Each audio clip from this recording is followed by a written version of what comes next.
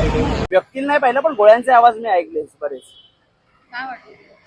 त्या क्षणाला तर पहिल्यांदा काही कळलं नव्हतं, पण त्याच्यानंतर मग मात्र कळलं की हे काहीतरी आपल्याबरोबर वेगळं घडतंय.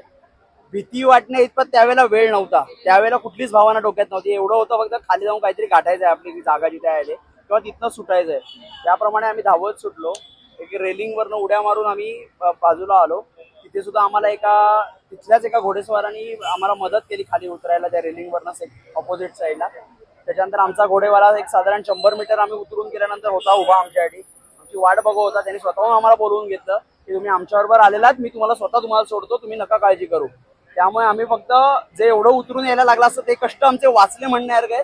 त्यांनीच आम्हाला शेवटपर्यंत खाली घेऊन आला म्हणून आम्ही वाचलो. आपल्या टुरिस्ट मधले दिसले काका यांचा त्यांचा मृत्यू झाला आणि एक पाटील काका म्हणून होते, सुबोध पाटील, ते इंजर्ड होते.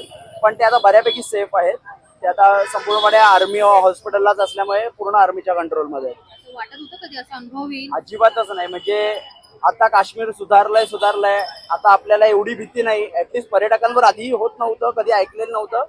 बट नॉर्मल फिरतानाही असं वाटलेलं की बाबा सेफ आहे. कारण आम्ही जेव्हा श्रीनगर एअरपोर्टवरनं गेलो त्या दिवशी सुद्धा लिटरली 10 फुटावरती कमांडोज होते, पूर्णपणे अगदी शेवटी हॉटेलपर्यंत पोहोचेपर्यंत. त्यामुळे तसे कुठलंच आपण म्हणू शकतो की सिक्युरिटीचा कुठलाही कन्सर्न वाटत नव्हता.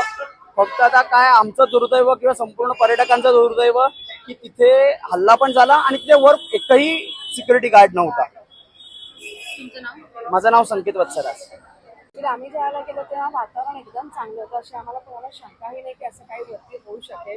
या सगळ्या लोकांना आम्ही 17 लोक आपली घोड्याने वरती गेलेली होती. हे सगळे छान वरती जाऊन एन्जॉय करत होते आणि ह्यांनाच गोळ्यांचा आवाज आला आणि मग ते घाबरून सगळे एक घोडेवाल्याने सगळ्यांना एकेकांना खाली आणलं आणि त्याच्यानंतर मग जरा थोडंसं बरेच जण तिथे गेले. म्हणजे जास्तीत जास्त पुरुषांनाच तिथे मारलं. जेव्हा घटना समजली तेव्हा काय वाटलं? हा तिथे संकेत